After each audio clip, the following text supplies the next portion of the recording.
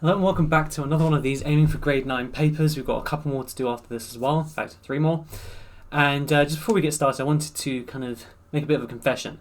So a few of the questions in the previous kind of papers that we've done, I've gotten wrong because of stupid mistakes. And I think this is mainly because I kind of do things very quickly to make sure they get out to you guys. So I just wanted to let you guys know that for this paper and from all future papers and all future questions, I'm going to make sure that all of the answers are correct. So that means I'm actually going to be doing the questions before I record it, checking any mark schemes if they're available, and then just checking over fully so it's all 100% correct, which means all of these answers are going to be correct on all future answers as well. It's that before I thought the vibe of me kind of going through it first time kind of thing was a good idea, but I'm making small stupid errors which is causing confusion. So just as a confession, I'm now going to have pre-done all of these questions and double-checked all of them so all of the answers are completely correct. But anyways, the link for the paper is going to be in the description, so you can kind of have a go at it yourself. Maybe leave it a couple of days after you've watched the video, or even do it now, before the video, then watch this as a sort of unofficial mark scheme type of thing. But without further ado, let's get into the questions. But all of these papers are going to be in the description, okay? So with the first question we have, there are only blue, red and green counters in a box. The probability that a counter taken at random will be blue is 0.4, and then the ratio of red to green is 7 to 8. Samima takes a random counter out from the box, and she records its colour, puts it back in, and she does it 50 times. Work an estimate for the number of times she takes a green counter. It's a lot of information, okay? This is a 3-mark question. A lot of information, but take it step by step, okay? Now, I always start kind of from the end. So if I look at this piece of information down here, how do I actually work out an estimate for the number of times it's green? I need to work out the probability of getting a green, and then I multiply it by the number of times we do the trial, in this case taking out the counter and putting it back in, okay? So I need to work out the probability of green. I already know 50, that's cool. So I need to use this information, and remember, they never give you information you don't need. So probability that is blue is 0.4. Now, because the only other counters we have are red and green, that means the probability of getting red or green is going to be 1 minus 0.4, which is 0.6. Okay? And that's shared in a ratio of 7 to 8. So what's the probability of getting a green? Probability of getting a green would therefore be, what's the fraction? So if you look here, red to green is 7 to 8, so 8 is the number associated with green, over 7 plus 8, which is 15, times 0.6. Okay? Now you can either work out what that is, but remember this is a calculator paper, I could just sub that entire thing in for green. So my actual answer is going to be 8 over 15, multiplied by 0.6, multiplied by 50, and then we're just going to enter that onto our calculator. So let's open it up. Here we go. Fraction 8 over 15 multiplied by 0.6 multiplied by 50, which gives me 16 times that we can expect her to get a green out, which is, of course, the correct answer. For this question, number 2, we have the equation of a curve is y is equal to 4x squared minus 56x. It has one turning point.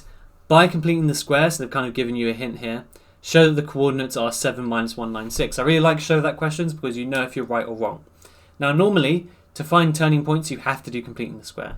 Now, what is completing the square? Well, in short, it's x squared plus bx plus c, and that becomes x plus b over 2 squared minus b over 2 squared plus c. Now if you have a look at this, if you notice there's no number in front of x squared, whereas we have a number in front of x squared.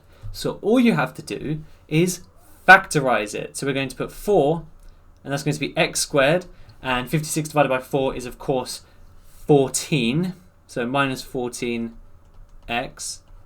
Then we're going to do completing the square on just the inside bit, okay? So 4x, and then remember, b over 2. b is minus 14, so we keep the minus, and we're going to do 14 divided by 2, which is, of course, 7 squared, minus minus 7 squared. So you should note, and this is where people get things wrong, is they don't use brackets. This value here, this minus b over 2 squared, is always negative. Because you're going to, if you have a negative number, it's squared to make it positive, then there's a minus outside to make it negative again. If it's positive, then of course it squares to give positive, and then you make a minus again. It's always negative.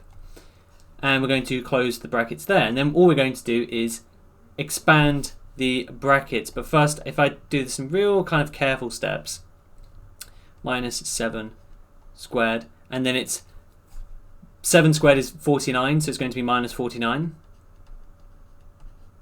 Expand the brackets one more time. We have 4x minus 7 squared, then minus 49 times 4 is minus 98, and then minus 196.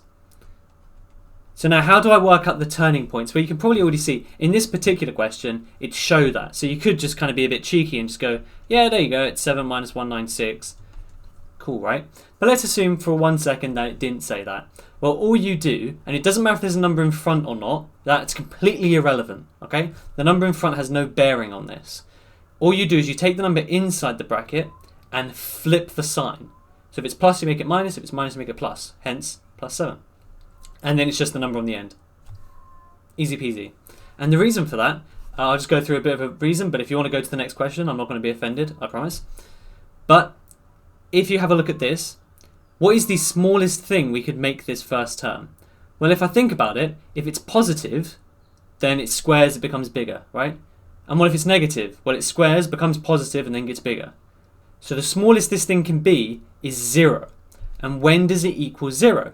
When x is equal to 7. And what would the answer be? Well, it'd be 0 minus 196. So that's why you flip the sign of the thing inside here, and you keep that one exactly the same. Okay? Okay, so for this question, Jane bought a car 3 years ago. End of the first year, it decreased by 12.5%. It then decreased by 10% each year for the next 2 years. And the end of all 3 years, the value of the car was £17,010. Work out the value of the car when Jane bought it 3 years ago. So this is a question that has a million different ways to do it. Okay, and that's not even really much of an exaggeration. So there are a few ways to think of this. So the way I've shown you guys how to do depreciation, which is exactly what this is, right, reduction in value over time, is you take 100% and then you minus 12.5%, right?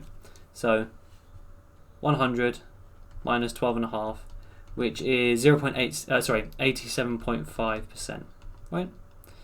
So at the end of the first year, it's down to 87.5% of its original value.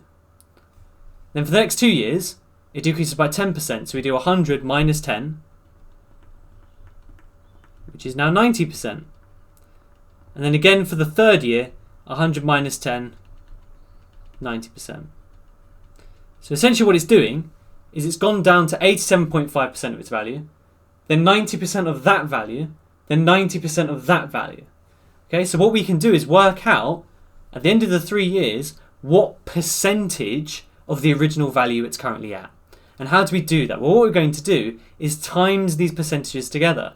Because essentially all that's happened is it's taken 87.5% of the original 100%, 90% of that, and then 90% of that. And when you say 90% of, you actually secretly mean times. So if we just do on our calculator 90% times 90%, and it doesn't matter the order in which you do this because multiplication doesn't matter about the order.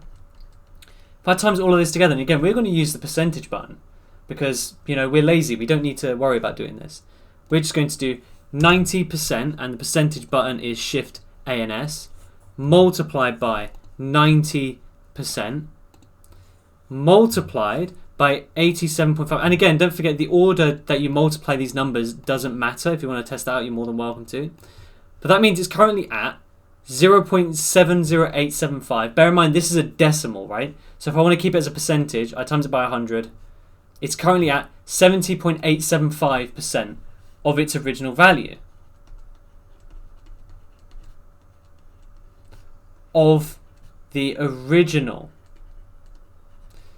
Okay? So if I write that out, 70%, 70.875% of, so times original, equals 17,010, then that means the original is just equal to 17,010 divided by 70.875%. Okay, so all I need to do is do 17,001. Bear in mind I can't divide by answer because it's answer as a percentage, so you'd have to put the percentage sign. So in my opinion, I'll just write this all out. Shift, then £24,000. And like I said, that is just one way of doing it. There are multiple other ways. So if you're still confused, leave a message in the comments and I will get back to you with a few different ways of doing it. But that is the original answer. That is, sorry, the original value, which is the answer. For this question, we have a 4-mark iteration question. And that always excites me. So it says the profit made by a shop increases each year. Cool. And it's given with this iterative formula, P pounds, okay? Which is pounds P n plus 1. And the formula is, and the way I would read this, and hopefully this will make a bit more sense with the iteration, is the profit next year is equal to A times the profit this year plus 800, where A is a constant. So the table shows the profit made in 2018 and 19. Work out the profit predicted to be made in 2021. So the problem is here is we have this unknown A. And the first step is to work out what A is. So how do I do that? Well, imagine I'm back in 2019. If I read this formula, it says the profit in 2019, which is 29,600, equals to A times the profit last year, right? Which is 2018. So times 24,000 plus 800.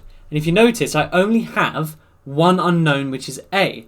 So I'm going to subtract 800 from both sides. That would give me 28,800 equals 24,000 A. And then divide both sides by 24,000. So 28,800 over 24,000. So let's work that out quickly using our calculator. 28,800 divided by 24, 1, 2, 3. And of course it didn't register the 2. There we go, 28,800. There we go. 6 over 5, which is 1.2. Nice. So my actual formula is where A is equal to 1.2. So now I want to work it out for 2020 and 2021. So this is where I would use the iteration trick that we've done before. P20 is going to be equal to, and again that should be 2020 really, so let's do 2020. Right. And what I'm going to do is I'm going to take the value for 2019, because that's the previous year. So we've got 1.2, and I'm just going to type it in my calculator. 29,600 equals, that's my answer button. Now I'm going to type in my formula. 1.2 times answer plus 800. When I press equals once, that gives me the value in 2020, which I'm going to write down because it gives me method marks. Okay? So bear in mind, you don't have to write this down. You can still get full marks without it. But if you happen to get the last part wrong, then at least then you get kind of more method marks. And then for 2021, exact same formula, I press equals again, and it updates for me. £44,384.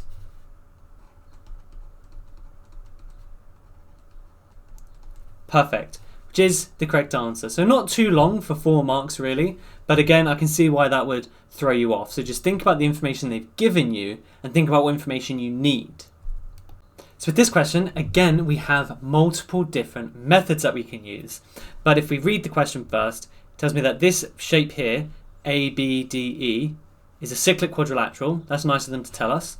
So we're going to be using circle theorems, of course. We have ABC and EDC are straight lines. Cool, don't really care that much.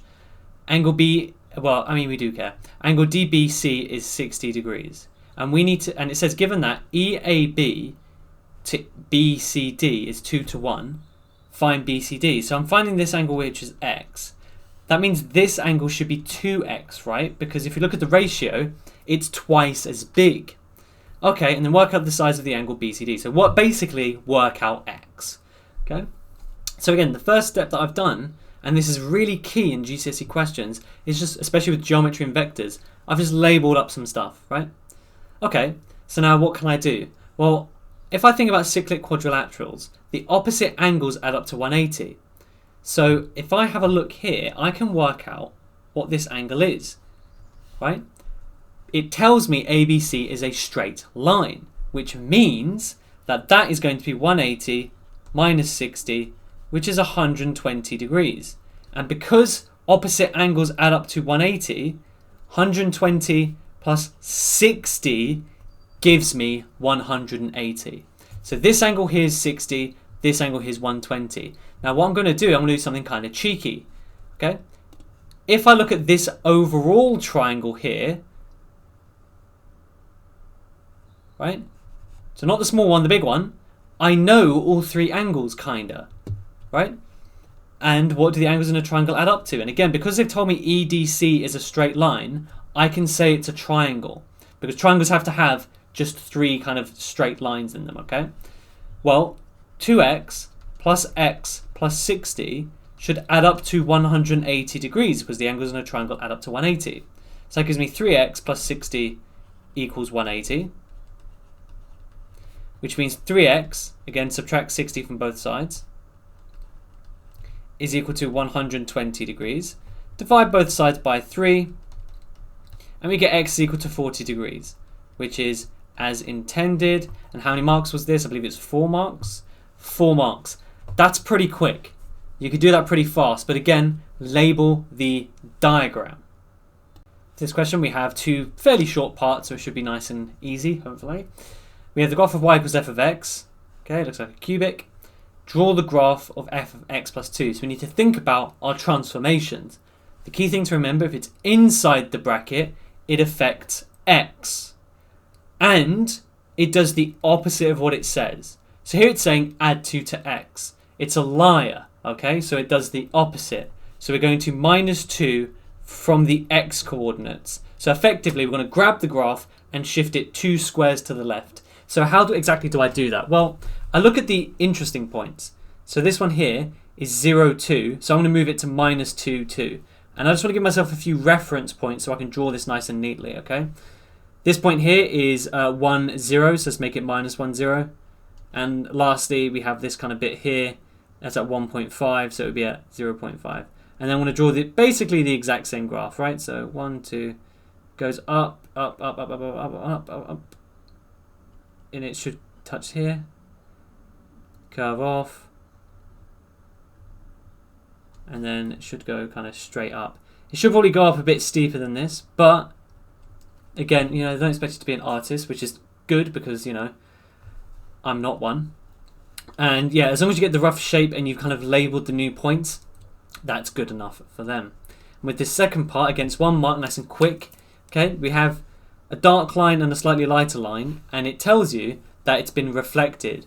And honestly, thank God, because it's kind of hard to see what transformation this is. So if it's been reflected, there are 2 options. Either the negative is outside the g of x, or it's inside the bracket. And we just have to think about what the difference is. Well, let's think about this. If it's outside the bracket, it affects y, right? And it does exactly what it says. So in this case, it's going to make all the y values negative.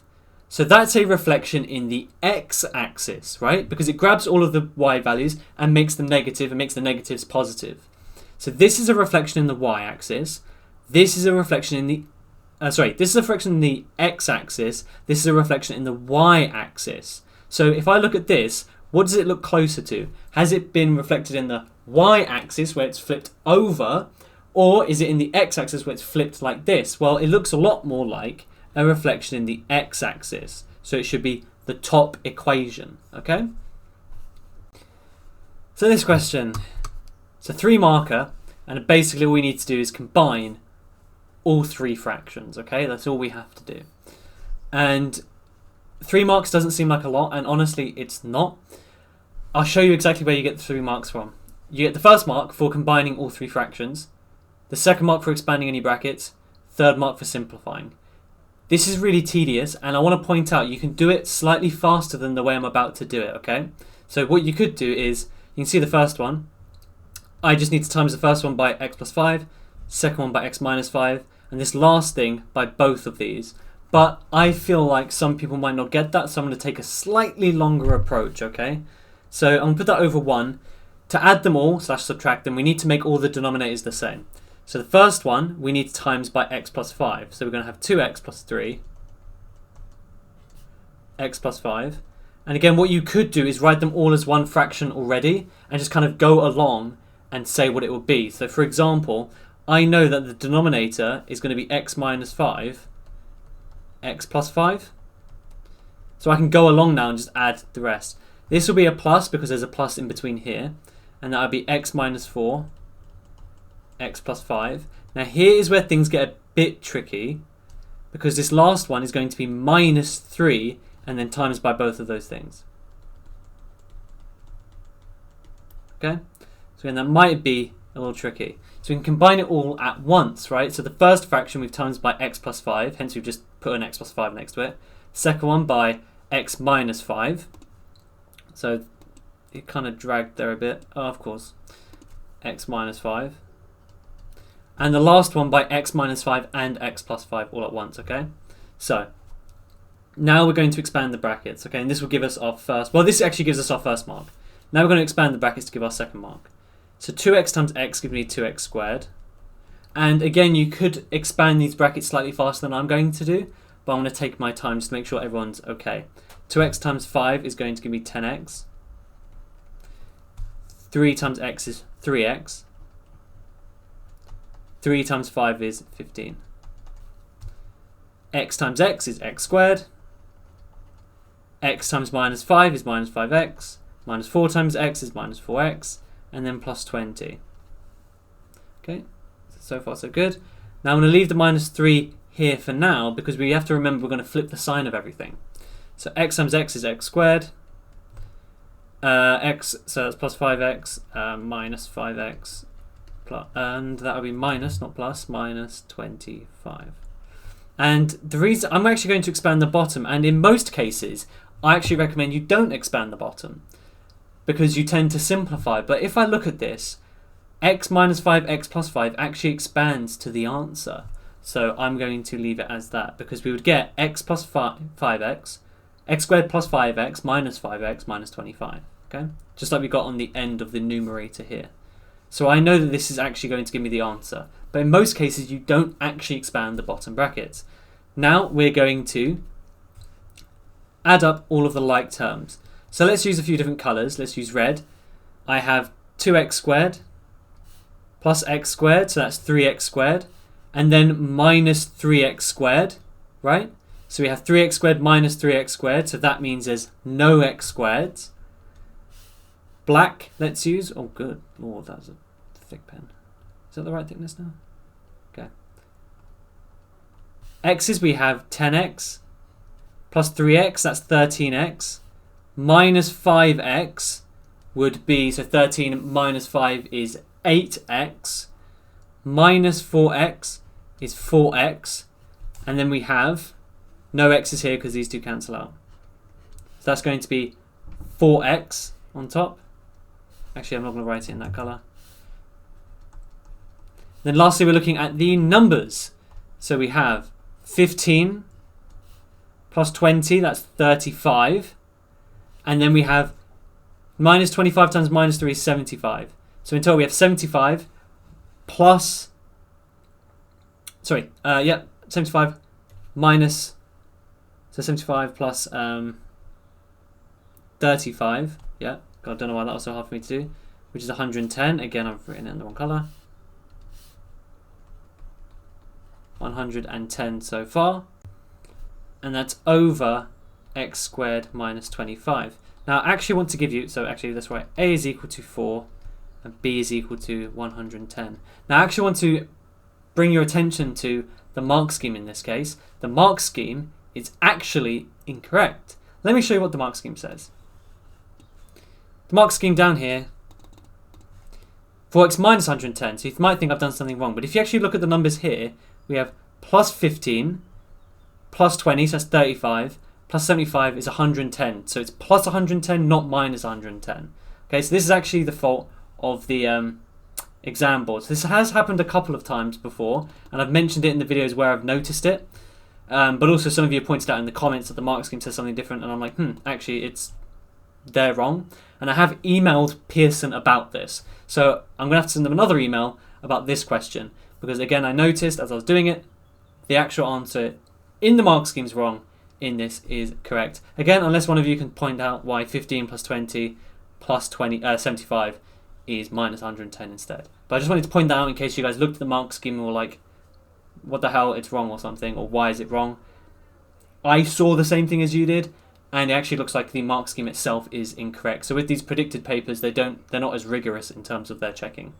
Okay, number 8, everyone's favourite, just kidding, but no one's favourite topic, 3D trigonometry by the looks of it. So we have a big old prism here, and the base ABCD is a square, so that's pretty useful, of side 14 centimetres. Here's the point such that it's 4 to 3, so what I might want to do is actually start labelling these, but let's start by doing this. The area of the cross section is 147, it's a trapezium. We need to find the size of the angle between the line ST's been kindly given to us, and the base ABCD. So what I'm going to do, and this is, I get asked this question quite a lot about 3D trig. How do you kind of do it? Well, what I like to do is I like to draw out exactly what I'm looking at. So this is the kind of triangle we're looking at, right? It's a triangle that's like this, and the angle we're looking for is this. So how do I need to get this? Well, it's called 3D trig, so we're going to be using trig, shockingly, right? Which means we need 2 of these other sides, SD, DT, or ST. So let me have a think, okay? What one can I actually work out? Well, the first thing I want to do is actually label my diagram after I've done this, right? This is the next thing.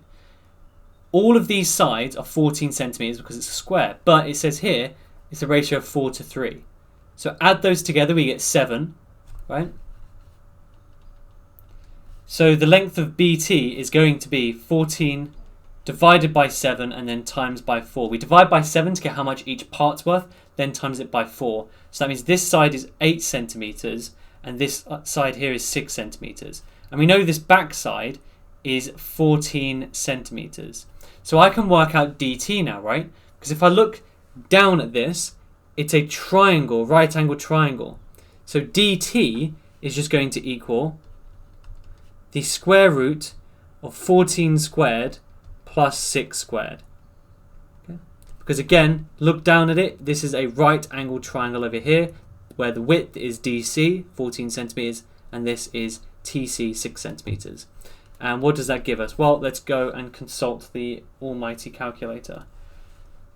So we have, and I'm pretty sure it's going to be a surd because they tend to be when you get Pythagoras. I'm going to leave it, a bit controversial, but I'm going to leave it in a surd form. Yep, say surd. Because it looks neater and I can keep kind of the most precise answer. So that is DT, which is this side down here. Okay? Perfect. That's the first step finished. And actually I'll leave the calculator over here. So now I need to either work out SD or ST. Well, if I look at the diagram, let's see. ST, is there any way for me to work that out? Well, the only way to work out that diagonal is Pythagoras, but I'd need to know what SD is, right? That's the only way.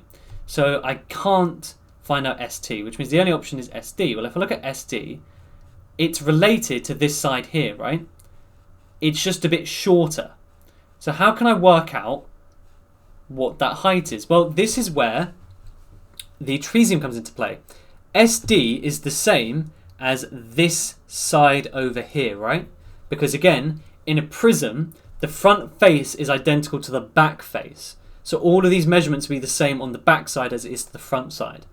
So what piece of information have I not used? Well, I've used this, right? And I've used the fact that CR is equal to 12 at the moment, right?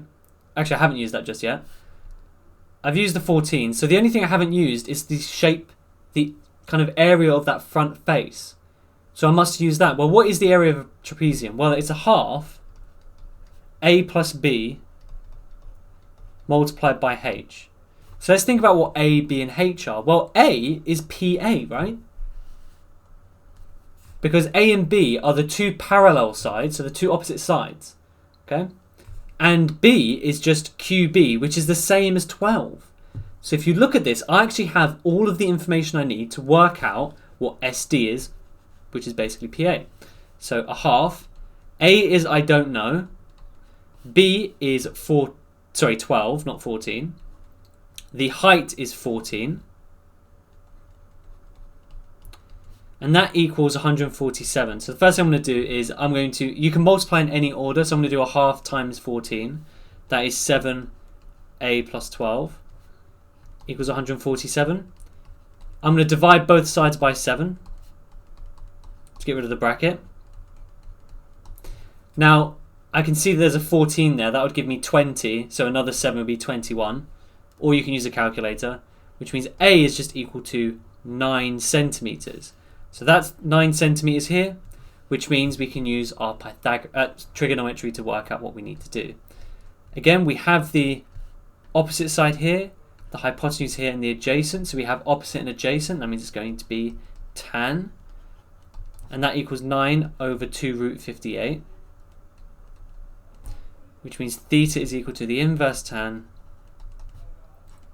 9 over 2 root 58. It wants my answer to 1 decimal place, so that is exactly what we're going to round it to.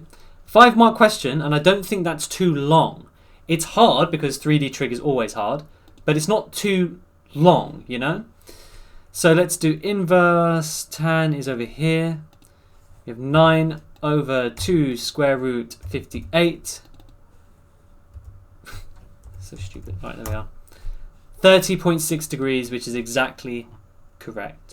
Just so you're aware, there is a range of answers from 30.4 to 30.7, and that accounts for the fact that if you rounded this surd that you get given, so if you give it in a decimal, okay? But again, I would advise never rounding the surds until the very end. And that's it for this question. For this question, we have a pyramid formed from 2 separate pieces of different materials. So we have a bottom part and a top part, and they're different materials, okay? And it gives us the top part as a mass and density of 92.8 and 2.9 respectively. The bottom part has a mass of 972.8, and the average density for the whole 3D shape is 4.7. Not just the bottom, the whole thing. We need to calculate the volume of the top part as a percentage of the total volume. So what do we need? Well, we want volume of the top and volume of the bottom. So let's start with the top. If you remember, you can use a formula triangle for the density, or you can just kind of use rearranging, but it's D and V, and we're covering up the V in this case for pretty much everything. So the volume is equal to mass over density. The mass is 92.8, and that's over 2.9, which should give us exactly 32 centimeters squared. Okay, 928 divided by 29. Now we want the total. So how do I work out the total volume? Well, I need the total density, which we have, right? 4.7. I need the total mass. So the total mass is just going to be 92.8 plus 972.8. And again, we need to use all pieces of information, so hopefully we can ensure that we have so far. So we have 92.8 add 972.8, which gives me 1065.6 grams. And now we need the total we have the density, we want the volume. So now we can work out that V is the mass, so 1065.6 over density 4.7. And let's have a look. I've got a feeling this is going to be a disgusting decimal, but let's have a look-see. Gives us an answer of 226.723 blah blah blah blah. So I'm going to save that as my answer. So 226.72 dot dot dot. So to work out the volume of the top as a percentage of the bottom, well, the actual percentage here is going to be 32 over the 226 point blah blah blah times 100. Okay, so that should be a percentage symbol, but that looks horrifying. There we go. So we're going to do 32 divided by answer, and then times 100. And that should give me the actual final answer, which is 14.1% to one decimal place, like it says. And again, that's another 5 marks, and it's not too long, but there is a few kind of hurdles you have to jump over for this one. This question we have to work out the gradient of the straight line. So the best way to do that is to just make a big triangle, so read off where it kind of ends up. So here, vertically, so if we can zoom in a bit, midway between these, that's 18, so that'd be, it goes up in 1, 2, 3, 4, 5. So 2 is represented by 5, which means, and again, the way I would do this, by the way, is to just take the number divided by 5, so you know it goes up in 0.4s. So that is going to be 19.6, right? 0.4 below 20. And the width is 140. Okay, so then you can just take the height and divide it by the width, which gives you an answer of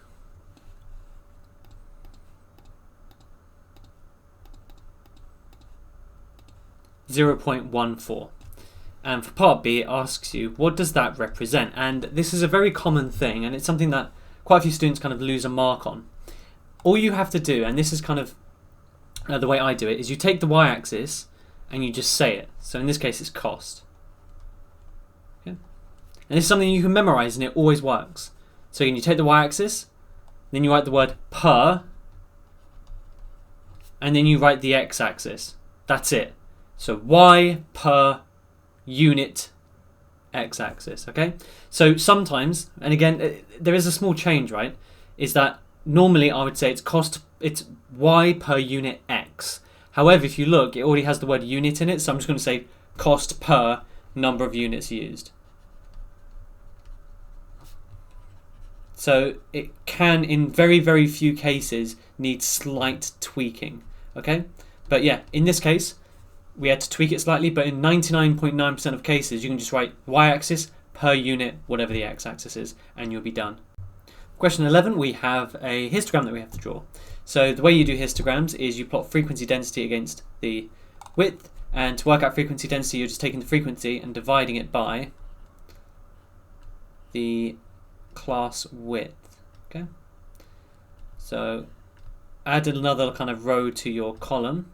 Sorry, a column to your table, or a row to your table, depending on how it's laid out.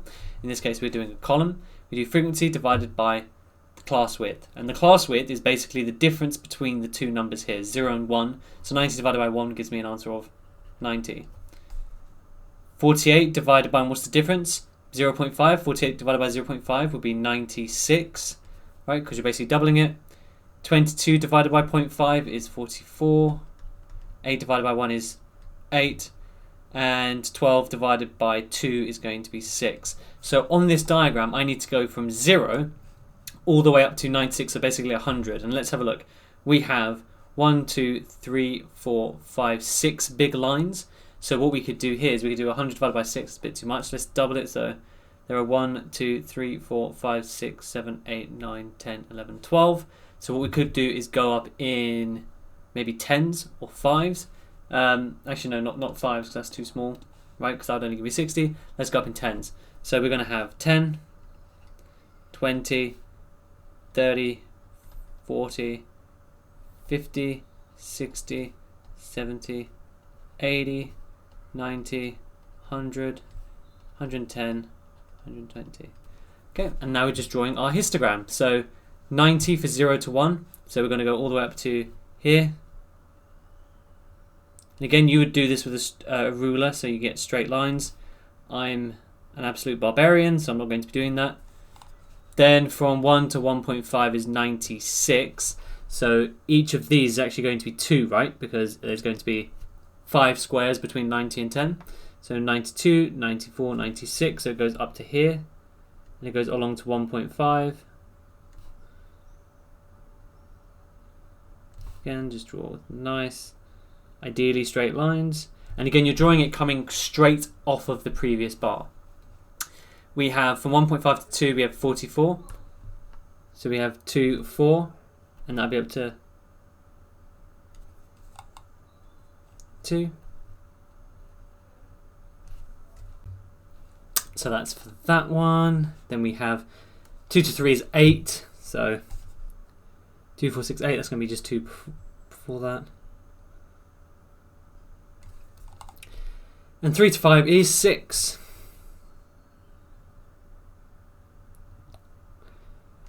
Perfection. For the second part of that question, we have another histogram showing the distance in miles that some students live from the school. The number of year 11s who live between 1 and 2 miles is n.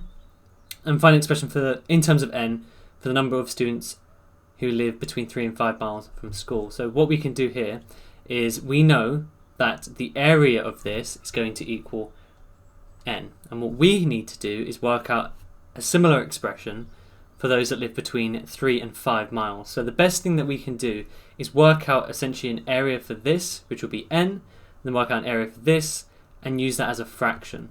So let's start with the area of this. How many units up is it? It's 1, 2, 3 units up, and it's, so 3 units, times by a width of 5, or you can times by the total kind of units. So between 3 and 5, that is going to be times by 20. Either way, you should get the same thing, because don't forget it's a proportion, right?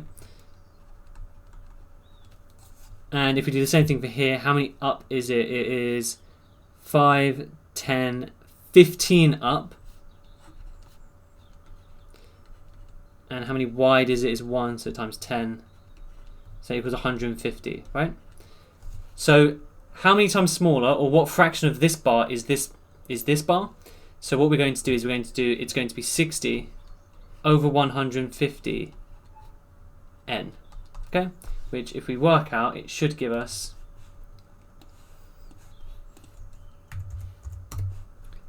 0.4 n. So essentially all we're doing is using the fact that the area of a bar is proportional to the number of people or things inside of it. So we worked out the area of this bar by basically adding up all of the small squares inside, and we've done the same with this bar, and worked out what fraction of the bar is this bar. So 60 over 150 times by the value of n, because we know that 150 represents n, so 60 would represent 60 over 150 n. In this question we have a vector, obviously, and this is one of the 3 main kind of questions you have for vectors. So proving that 2 things are parallel. The other type is going to be proving that, finding out what k is, like a ratio, for example. And it says that we need to show that CF is parallel to DP. What that means is that we should be able to write CF in terms of DP. So maybe it's 2 times DP or something like that. So how are we going to do that? Well, we need to work out an equation for CF and an equation for DP. But first, it says the point P is such that CEP is a straight line. So CP is probably P is going to be somewhere down here. And EP is the exact same as CE. So now, if I look at CF, right, how can I go from C to F? And remember, vectors is just a game where you can only go along vectors that you know. So in this case, I don't have a vector going straight down here, and it's not just a B, okay? So instead I have to go from C to D, so let's do that, C to D, then from D to E, and then from E to F. And the second rule of this game is that if you go in the opposite direction to a vector, you need to make it negative. So we have 2a minus b minus a, so you just have just a minus b, okay, for that. Now we need to find an equation for dp. So d is here, and we need to go to p. Well, let's have a look-see. To go from D to P, we can go from D to E and then E to P. So D to E, we already know, is going to be minus B. And then we're going to add on EP. And if you remember, CE is equal to CP. So what is CE? Well, CE is going to be from C to D, which is 2A, minus B. So that's minus B plus 2A minus another B, which gives me an answer of 2A minus 2b. And if you notice, I can write dp in terms of cf, right? Because dp, and the way I'll do that is I factorize that out, a minus b. This vector on the inside is the exact same as cf. So it's going to be equal to, so dp is equal to 2cf, okay, which is a vector proof for showing that two vectors are parallel to one another. This question, we have a straight line, and we also have an equation of some kind of curve, and we need to use algebra to find the coordinates of the point of intersection. Now, when you have a point of intersection, it means the equations are equal. So what we can do here is sub in this equation for y into this expression. So we have 2x minus 5 squared equals 6x squared minus 25x minus 8. Then we're going to expand, simplify, and solve. So expanding this, you would get 4x squared minus 20x plus 25 equals 6x squared minus 25x minus 8. I'm going to move everything over to the right hand side. So 6x squared minus 4x squared gives me 2x squared. Minus 25x plus 20x will give me minus 5x. And then minus 8 minus another 25 would be minus 33 equals 0. You can solve this in whatever way you choose. So you could either solve it in terms of quadratic formula, or you can do by factorising. If I factorise, I can kind of spot that this would be 2x minus 11 and x plus 3 equals 0. So we have two expressions here, right? So that should be an 11. We have either x is equal to 11 over 2 or x is equal to minus 3. And to work out the actual coordinates, we just need to substitute into the original equation here, the y equals 2x minus 5. So if x is equal to 11 over 2, then y is just equal to 2 times 11 over 2 minus 5. So that is 11 minus 5, which is 6. So that coordinate would be 11 over 2, 6. And if it was minus 3, then we have y is equal to 2 times minus 3 minus 5, which gives me minus 6 minus 5, which is minus 11. So here you would have, well, actually, didn't realise there was a spot for the answer. There we are. Minus 3 minus 11, 11 over 2, and 6, as shown. 5 marks, that's actually not too bad. For this question over here, there's a very similar question to it earlier on in the video, earlier on in the paper. In fact, the answer even looks very similar. So all we need to do is times this fraction by this denominator, this fraction by this denominator, and this number by both of the denominators. So if we do this kind of carefully, we have 3x, x minus 2, and that would be minus 2x plus 1, x plus 2, and then minus 1,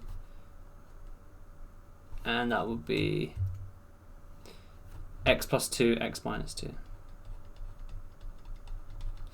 All over x plus 2, x minus 2. Cool. Now we're going to expand everything in the top half of the fraction and in the bottom as well. So 3x times x gives me 3x squared. 3x times minus 2 is minus 6x. Now we have 2x squared, but then it's minus because of this minus in the front. So minus 2x squared. Then we would have 4x plus x, that's 5x, but then again it's minus, so minus 5x. And then 1 times 2 is 2, but then again we've got that minus in front, so that's minus 2. Then we have this one, so this is just x times x is x squared, then the minus, so that'd be minus x squared. 2x and then minus 2x, that's 0, don't need to worry about that. 2 times minus 2 is minus 4, make it minus again, gives me plus 4. And that's all over x squared minus 4. Cool, so we have the denominator already. Now we just need to simplify the top. Well, if I look at the x squared, again, let's use different colours like we did last time. 3x squared minus 2x squared is just x squared, minus x squared gives me 0. Minus 6x minus another 5x is minus 11x, so that just gives me minus 11x. And then we have minus 2 plus 4, which is going to give me, of course, 2. Okay, so then a is equal to minus 11, and that doesn't really look like an a, there we are, and b is equal to 2. So for this question, we have a fairly tricky ratio question, okay? And it tells us all of this information. We need to find the weight of A to B to C to D. Now, the reason why I say it's fairly tricky is because I reckon most people could get most of the marks. So 3 out of 4, but stumble at the last hurdle. And the reason for this is well, I'm going to show you, okay? And I'll tell you when we kind of mess up. So let's write out the information in terms of ratios as per usual. So the total weight of A and B is 3 times C and D. So in other words, A plus B is equal to 3 C plus D, right? And we can write this in terms of a ratio. And again, we might not need that ratio, but C plus D would be 3 to 1. Okay? Because again, it's telling me A plus B is 3 times C plus D. That's why the 3 goes here, because it's a multiplicative relationship. The weight of A is 2/3 weight of B. So the way I'd write that is A is equal to 2/3 of B. Times both sides by 3, we get 3A is equal to 2B. So the ratio of A to B is going to be 2 to 3. Because remember, A is 2 lots of B, so the 2 goes under A. And B is 3 lots of A, so the 3 goes under the B. And then lastly, the weight. So I've used these two pieces of information. Cool. The weight of C is 75% the weight of D. So C is equal to, now percentage kind of useless, but I know as a fraction that's 3/4. If you weren't sure, you could just use a calculator, right? And type 75 over 100 simplifies to 3/4 of D. Times both sides by 4, we get 4C is equal to 3D, which means the ratio of C to D is equal to 3 to 4, okay? Because again, C is 3 times D and D is 4 times C in this case. Okay, so now, if you want, essentially what it's asking us to do is combine these two ratios. Now, I'm willing to bet there's a few of you in there that are like, yeah, that's easy, right? All you do is you work out the total number of parts for A and B, and you get 5. You work out the total number of parts for C and D, and you get 7, right? So then you want to make them the same value. So what I mean by that is the same number of parts. So the best way to do it is find the lowest common multiple of 5 and 7. So you're just going to times this whole one by 7 and this whole one by 5. And you get 14 to 21, and then you get 15 to 20. And that is where I think most people would stop, and that is 3 out of 4. Why? Well, when you do this method here and you get to this part, this is based on the assumption that the total weight is the same for C and D and A and B. So in questions you might say, for example, it might be Bill, Jack share the sweets in this ratio, Susan and David share it in this ratio, but they share the same total number of sweets. And I'm willing to bet that's a piece of information that you've ignored up until now, right? Because, you know, it's not really taught, right? But the key part there is that the total number of sweets is the same. In this case, the total weight of A and B is 3 times C and D. We haven't used this information. So what do I do with it? Well, thankfully, it's quite a nice fix, right? Instead of making the parts the same, the number of parts for A and B is actually 3 times bigger. So all we need to do is multiply this by 3. And then we can write the full ratio of A to B to C to D. It's going to be 14 times 3 is 42 to 63, and then 15 and 20. So the only additional step is you times by this beginning part here, this part over here, or this part, okay? And that means we've actually used that information now. Because again, in normal questions, you only do up to this part because the total number is the same. In this case, the total number isn't the same, it's 3 times. It's in a ratio in and of itself, okay? Anyways, this one, quite a nice short little question. The table gives information about lengths. So we have this table here. I'd recommend reading through it. And then Amos draws a frequency polygon for the information. Write down 2 possible mistakes.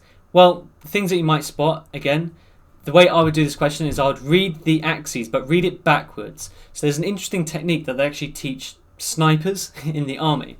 And what they do is they say, if you read things backwards to what you normally read them, so the brain actually goes left to right, up to down naturally. So if instead you go right to left and down to up, your brain is better at picking out inconsistencies. So instead of going 0, 10, 20, 30, 40, 50, go 50, 40, 30, 20, 10. And this is actually how you get good at spot the differences too, by the way, if you're ever interested. And then we look at the scales here, so 10, 20, so again I'll start from top, 60, 50, 30. So 40 is missing.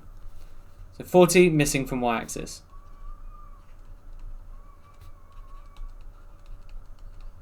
Okay, cool. The rest of these values seem okay. So again, that is a common thing they do. The next common thing is that the plotting tends to be wrong. Okay, so if we have a look, how do you plot a frequency polygon? Well, you take the midpoint and then you plot the frequency. So 5 goes up to 15, that's correct. 15 goes up to 20, that's correct. So this will be 25 and 50, that's correct. Then we have 35 and 25, that's correct. Then we have, interesting, we have nothing for 45 and they've plotted out at 50. So 50 and 5 is that, yeah? Incorrectly plotted. And that's exactly how I would do it. So I'd look at the axes first, reading them backwards, then I'll check the plotting, and of course then you have like general shape related things. So for this question we have some geometry, which is fun. And here it says AB blah blah blah is a heptagon, so a 7-sided shape, and we have the area of this triangle here, which is useful, 30 centimeters squared. We need to calculate the length of GB. Interesting. Now if I look at this just now, to work out this length, the only thing I can do is use the cosine rule. Okay, and what that would be is it would be, so if you remember the cosine rule, it's a squared equals b squared plus c squared minus 2bc cos a, right? So in this case, a is going to be gb squared, which is what I'm looking for. That will equal these two sides. Now if you notice something about these sides, because it's a regular shape, they're actually both the same length, so I can just call them x. So x squared plus x squared minus 2x squared cos, and then the angle GAB. And that's basically as far as I can get. I've got none of the information I need. Now let's think about what I can work out. Well, first of all, is if it's a regular shape, I can work out what the angle GAB is. Okay, and how to work out the angle GAB? Well, what's the total angles in a heptagon? The way you work that out is you do the formula n minus 2 times 180. So we're going to do 7 minus 2 times 180. And now because it's a regular shape, all of the angles are the same, which means we can just divide it by 7 to get the angle GAB. So let's quickly use our calculators to work that out. So we have 7 minus 2 multiplied by 180 over 7 gives me an answer of Jesus Christ, okay, 128.57 I'm going to call it for now. Again, you don't need to be super precise because they do give you a fair amount of leeway. And now, okay, that helps me a bit. I have one extra piece of the puzzle, but I need to work out what x is. Now, what information have I not used? Well, I haven't used the area, so I need to use the area, right? And again, this is kind of the thought process that I would take. I'd write out an equation that I have, like what do I actually want to use? Well, cosine rule makes sense, right? Because it's the only thing I can do to work out the third side of a regular triangle, like some triangle, right? So I write out that. Okay, I'm missing x and I'm missing the angle GAB. Okay, x, not too sure. What about GAB? Well, it's a regular shape. Let's use that information. Done. Okay, how about x? Well, there's an area here. So I'm literally going through and systematically using the information they give me. So what's the area of a generic triangle? It's half AB sine C.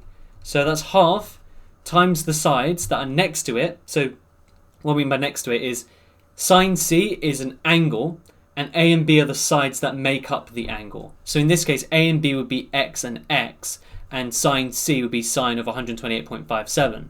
So half x times x, so that's x squared, sine 128.57 equals 30. Times both sides by 2 and then divide by sine, so that would be x squared. Again, I've times both sides by 2, so that becomes 60.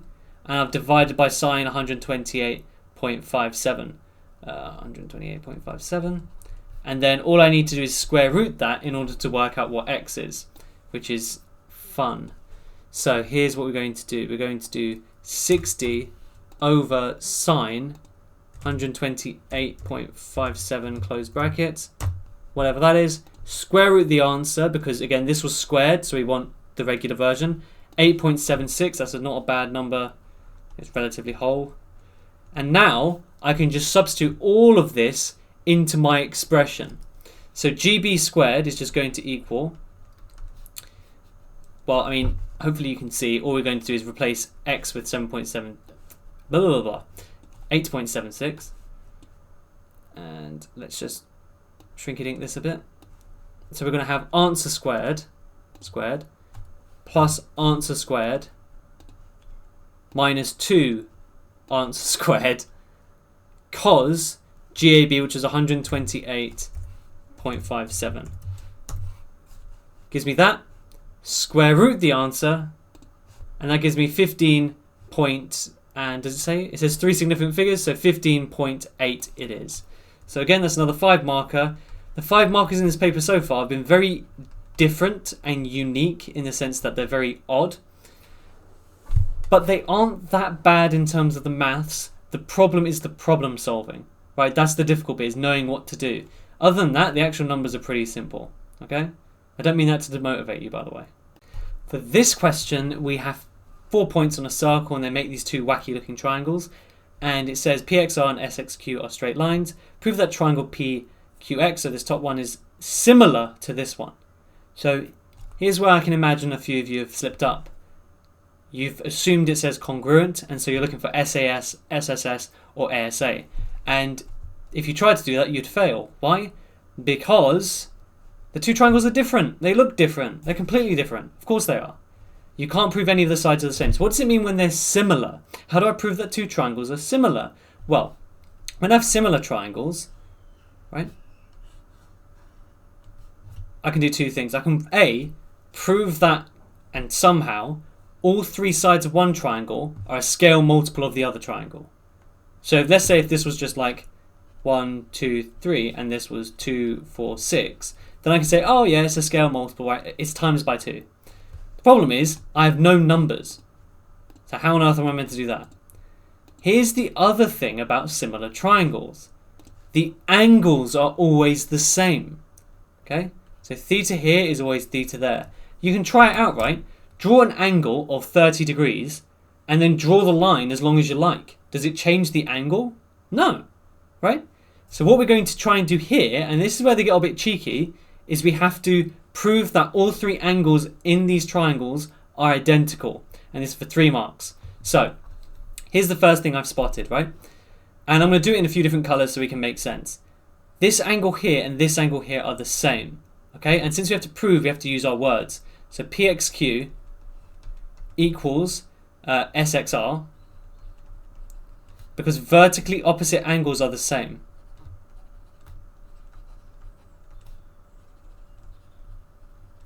Okay? So you remember, if you make an X shape with 2 lines, the angles that are opposite to each other, so top and bottom, are equal, or left and right. In this case, we have a big X shape, right? And we have 2, and so those angles are the same. Now what's the next thing? Well, I've noticed something, right? And I'm going to use a different color for this. These triangles are made from the same, so what I mean by that is these 2 angles are made from the same 2 points on the circumference, right? So if you look here, the angle at P is made up from R and Q, and so is the angle at S. They're both made up of the same 2 points. So what does that mean? Well, what that means is that they're the same, okay? So we have that QPX is equal to XSR, because angles in the same segment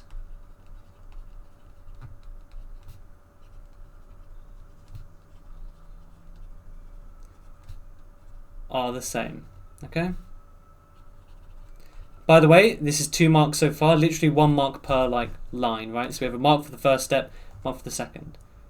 And what if I told you we're done? Right? You might be saying, well, how about this last angle? That's a very good point. Think about it. If 2 angles of a triangle are the same, the third angle must be the same. Because how would you work it out? You would do 180 minus this angle minus this angle. Okay, and how do you work out this one? 180 minus this angle and this angle, which are the same. So the angle PQX is equal to SRX, because angles in a triangle add up to 180, right? So angles in triangle add up to 180.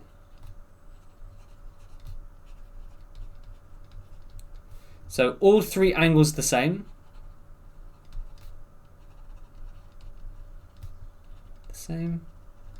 Therefore, I was about to write congruent. Therefore, similar is what I should have said. Yes, not congruent, similar. And I hope that makes a bit of sense. So this is a fun probability question. We have these cards labelled numbered 1 to 9.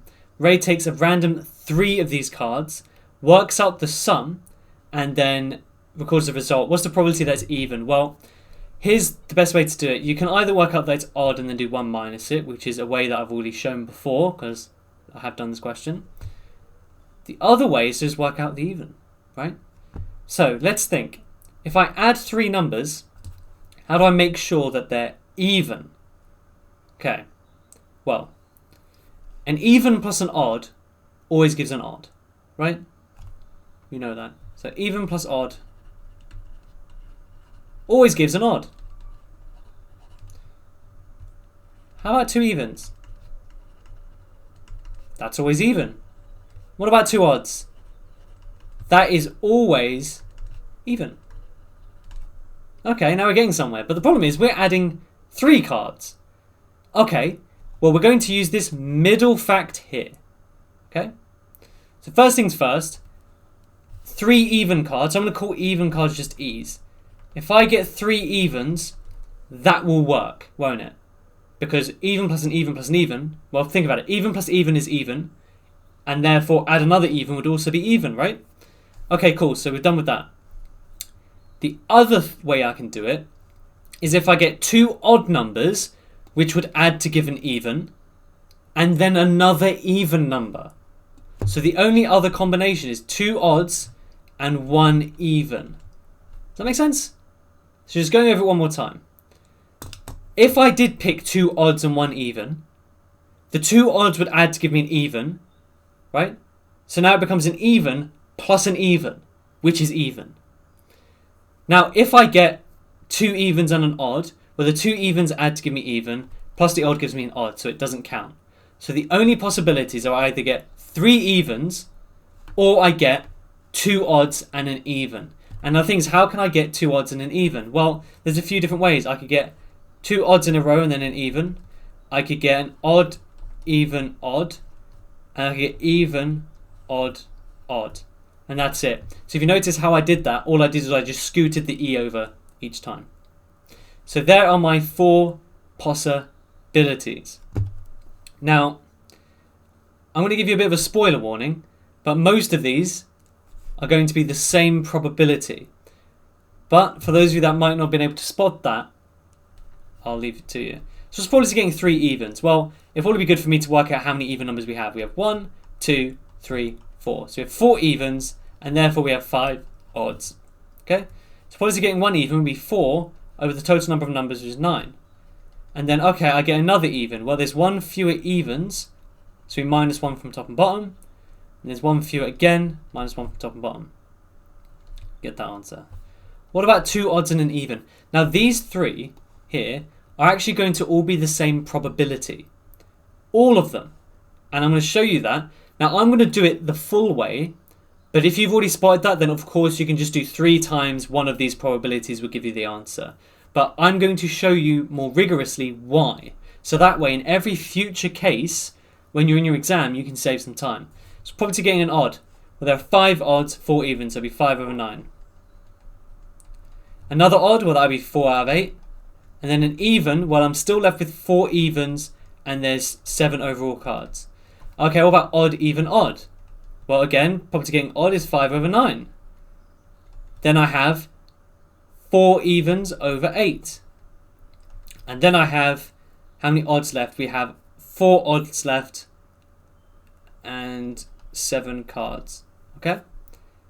So if you notice, the numbers on the top are actually all the same. They're just in a different order. And the numbers in the bottom are all just the same. What does this mean? Well, the order of multiplication doesn't matter. So 5 times 4 times 4 is the same as, well, in this case, 5 times 4 times 4, never mind. Or 4 times 5 times 4, etc., right? So all of those are actually identical to one another, okay? So odd, even, odd's all done.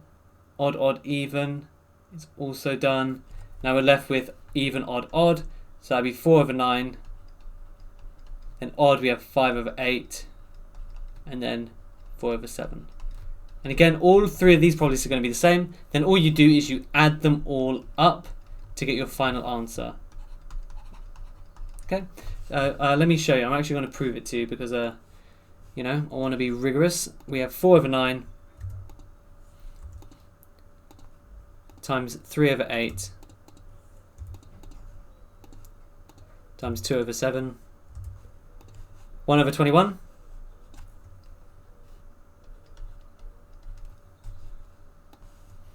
Now I'm just going to change the numbers. We have 5 over 9, we have 4 over 8, and we have 4 over 7. That gives us 10 over 63. And then we have 5 over 9 still, 4 over 8, 4 over 7. So of course that's going to be the same, 10 over 63. So again, what you could have done is just done 10 over 63 times 3. Then lastly, we have 4 over 9, we have 5 over 8, we have 4 over 7, which again is 10 over 63. Okay? So now to add these all up, I'm going to do the little cheat. So I'm going to times it by 3, so we get all of these in one. So times 3. And then I'm going to add on 1 over 21. I just realised that I could have just used the answer. I think it was 10 over 21, but whatever. Yep, 11 over 21, which is my final answer.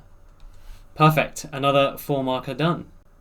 So for this one, we have Chen has this information about the time it took an operator at a call center to answer 90 calls.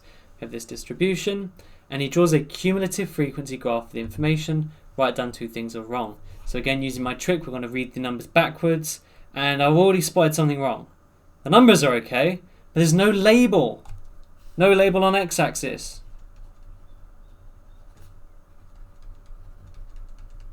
Yeah? And what else? Okay. Well, let's read these backwards again. So the actual numbers on the axes seem fine. What about the plotting? Well, how do you plot a cumulative frequency graph? Well, the key thing here is you plot the end number and the cumulative frequency. So these are the values you should be plotting. And if I have a look, he hasn't been plotting them. He's been plotting the beginning of the class. But cumulative frequency, remember, you add it up until the end of the class. So it doesn't make sense to do it at the beginning. So he's plotted, has not plotted at the ends, has not plotted at end or ends of class intervals, which is the big no-no that's happened. Okay. This question, we have a congruency criteria where we're trying to prove that the triangle ACE is equal to DBE. So if you notice, they actually overlap. Well, the first thing I notice is that the base angles should be the same, right? So angle EAD. And the reason why I can say that is it tells me AE is equal to DE. So this is a big isosceles triangle. So base angles, isosceles, same. Okay? Now, if I look at the next part, and this is where things get a bit interesting, right? Have a look at this. AB to BC to CD is 1 to 2 to 1. Right? So I break this up, it's 1, 2, 1. Now, if you notice, that is this side here, and this is the side for this one. They overlap, and the interesting part is that they have the same number of parts. So in other words, BD is equal to AC, right? Because of the ratio. So the way I would probably write that is something similar to due to ratio. Okay, hopefully that makes sense, right? They overlap with the BC, so that's the same. Then they have one part on either side. That means that must be the same, right? And then lastly, we know that AE is equal to DE due to the question, right? Which means because of SAS, they are congruent.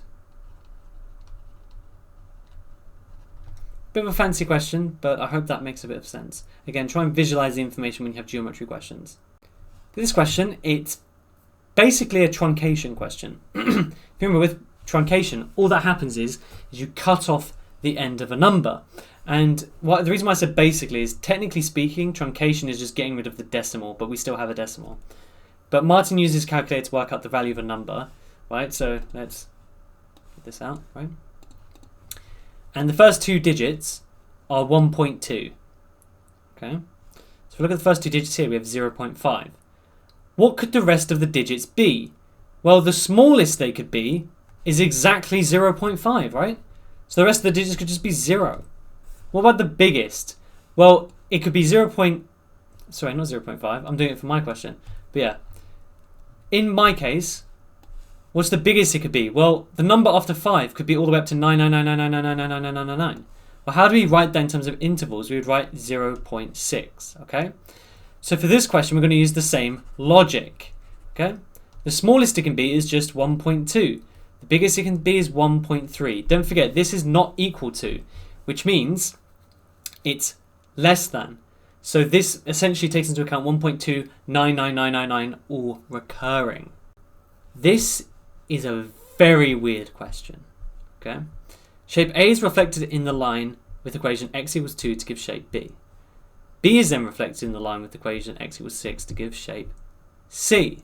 What's the full transformation? So if I try and imagine this for a second, we have this mirror line, right? And we have maybe a shape, and it gets reflected, so it goes over here. And then we have another line, and it gets reflected again. So I'm hoping you can see what's happening.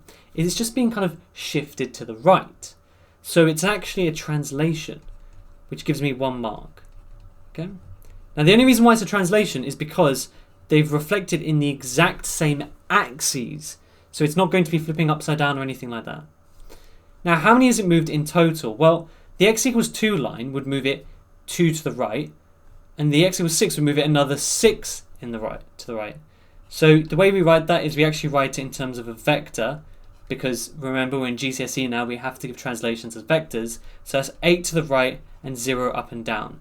Very weird way to end the paper, but I hope that makes some amount of sense.